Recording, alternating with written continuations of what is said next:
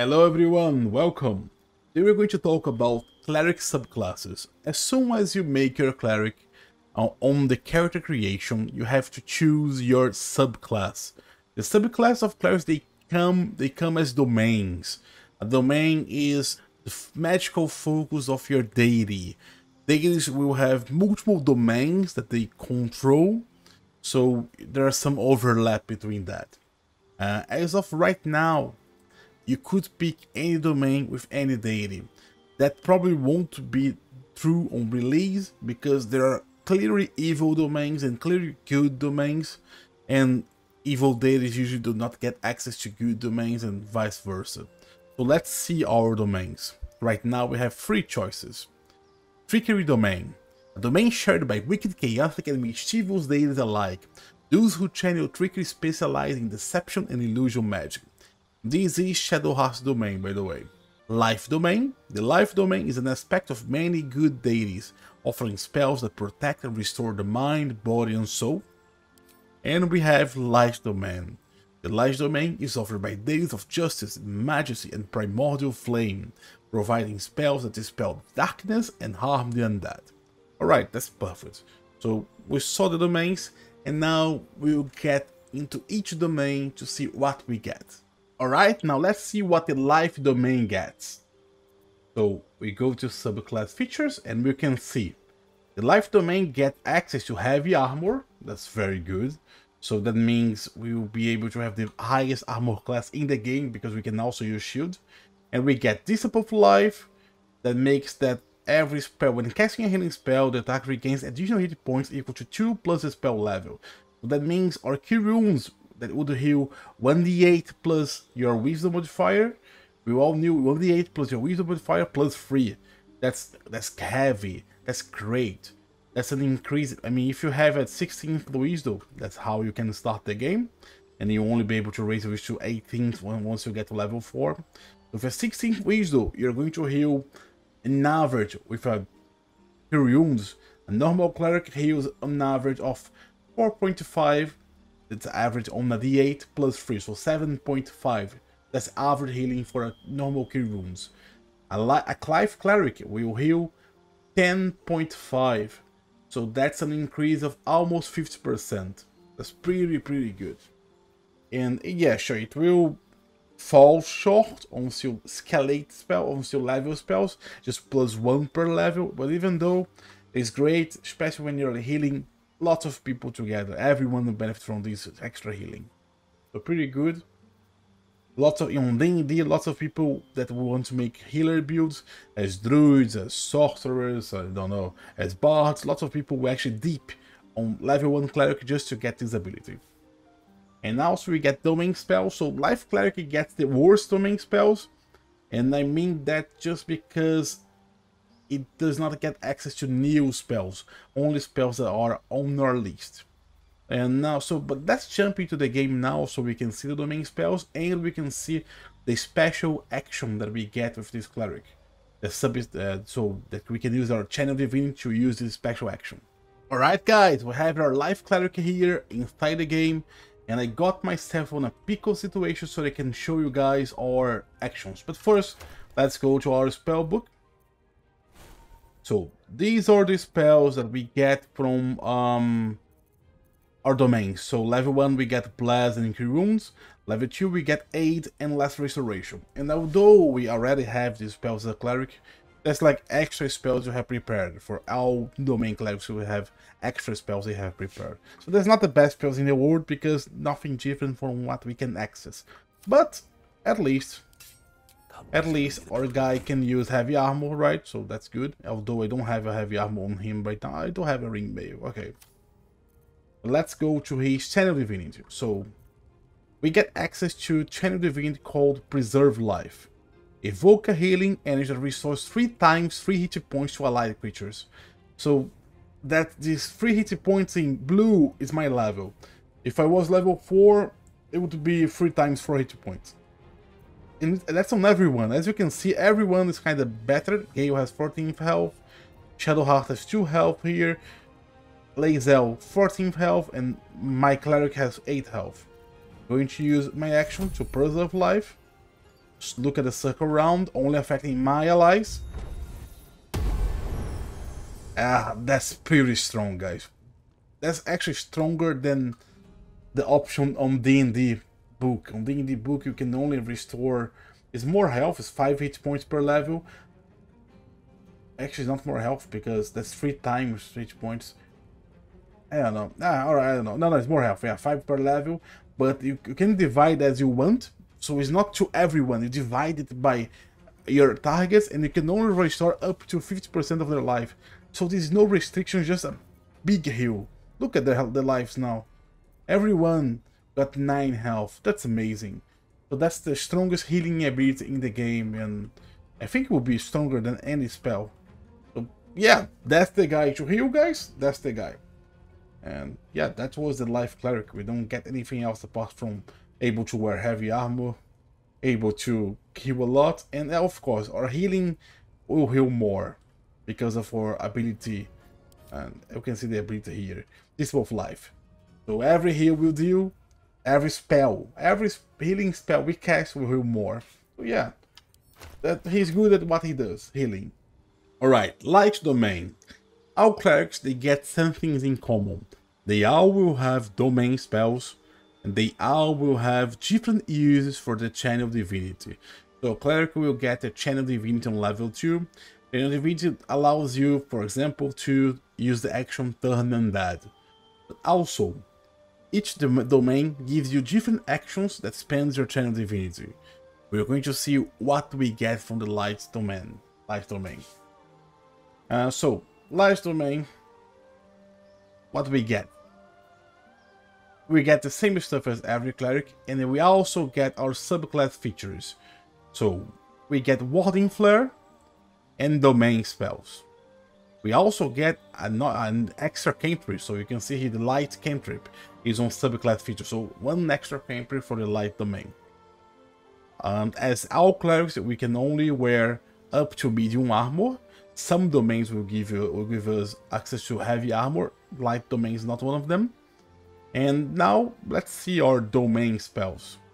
So one thing that is nice about domain spells is that we can get spells that are not usually on the clerical list. So that's true for the light domain.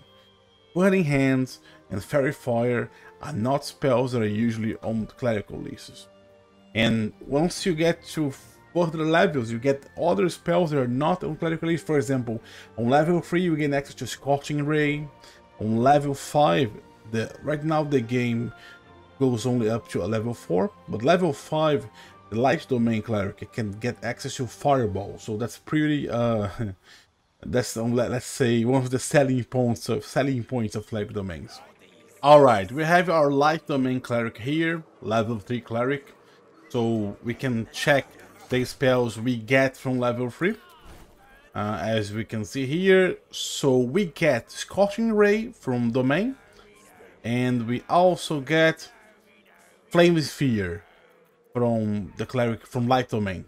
So that's nice, pretty nice. So you can see here all domain spells: Burning Hand, Fairy Fire, that's level 1, then Flame Sphere and Scorching Ray, that's level 2. So pretty nice, pretty good spells. I like Flame Sphere, I like Burning Hands. Scorching Ray is a good point of damage. Fairy Fire has its uses, so yeah, that's nice. And we also get a new Channel Divinity. As you can see, we get the Radiance of Dawn ability, and that's a very strong ability, guys. Look at that. You harness the sun's divine power to dispel any magical darkness and deals 2d10 plus 3 radiant damage to hostile creatures. So that's a Constitution saving throw, and they take half if they pass. But that's an amazing damage. 2d10 plus 1 for cleric level. This is a level 3 cleric, so that's why it's only 2d10 plus 3. We're going to show these inside the combat, and let's go in combat now. Let's just attack these guys.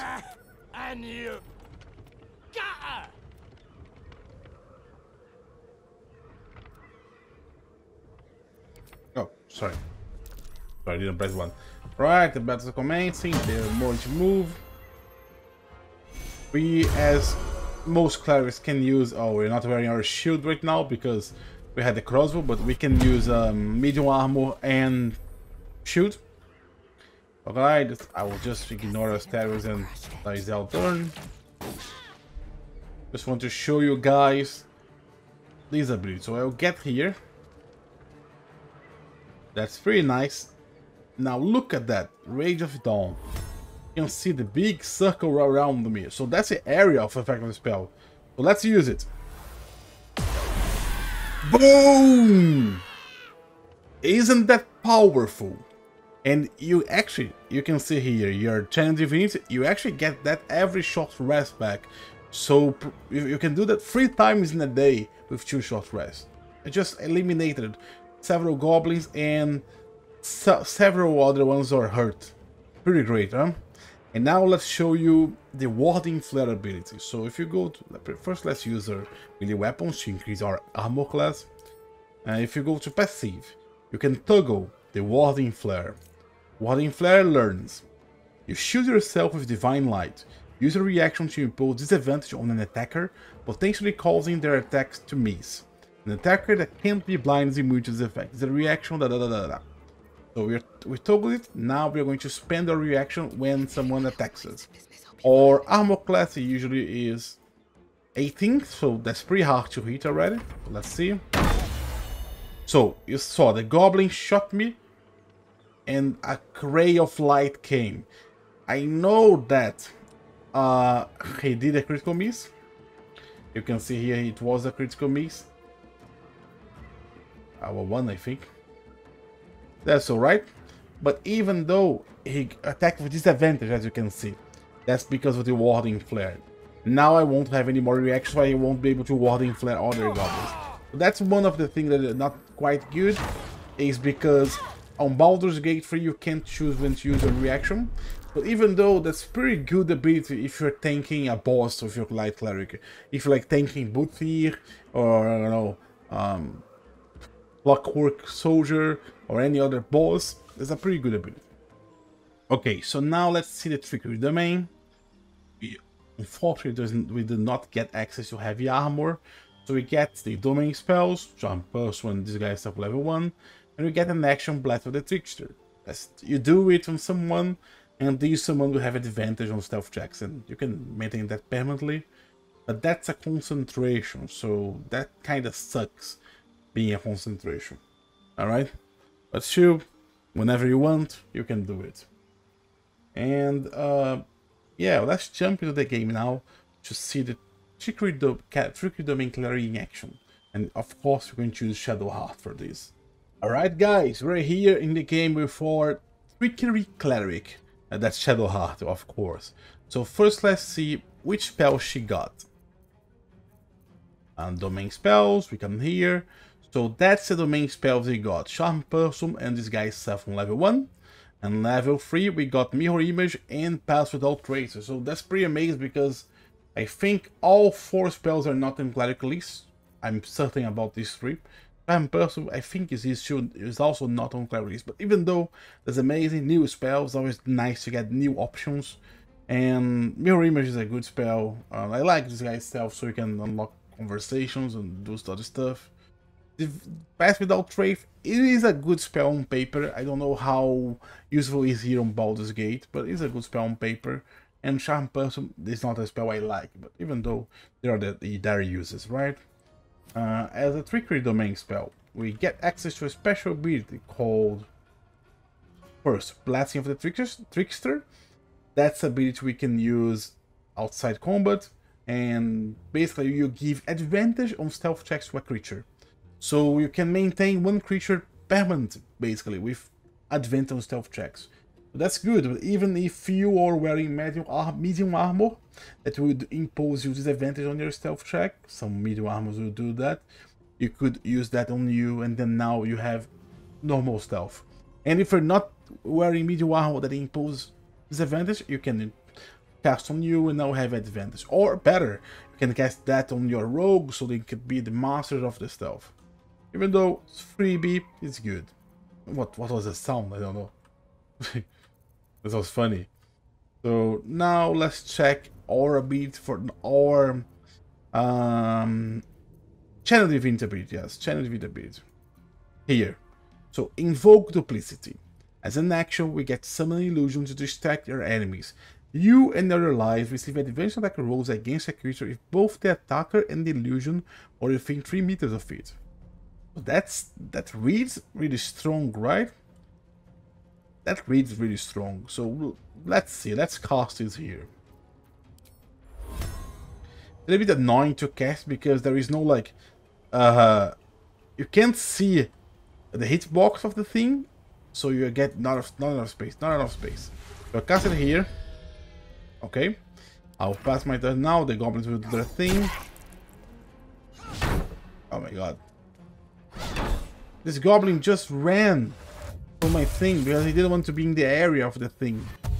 Alright, later we'll put the goblin back on its place. Maybe. It was kind of funny. So let's run with my cleric here. And let's see if we can shove the goblin back. Nice, nice, he's back. Alright. Let's just wait for this goblin to attack me. I just want to show that advantage. So, Gale is not a very good attacker. But even though, right now... Look, if you were to attack the goblin, that's 64% chance. As you can see, under the health of the goblin, advantage, invoke duplicity. And that's the thing that won't go. We can do that, and then more people would have it. So if there are more enemies around my thing here, everyone, if we are around also, we get advantage. So that is pretty strong. Especially if you're fighting bosses, right? One of the strongest ability we can get.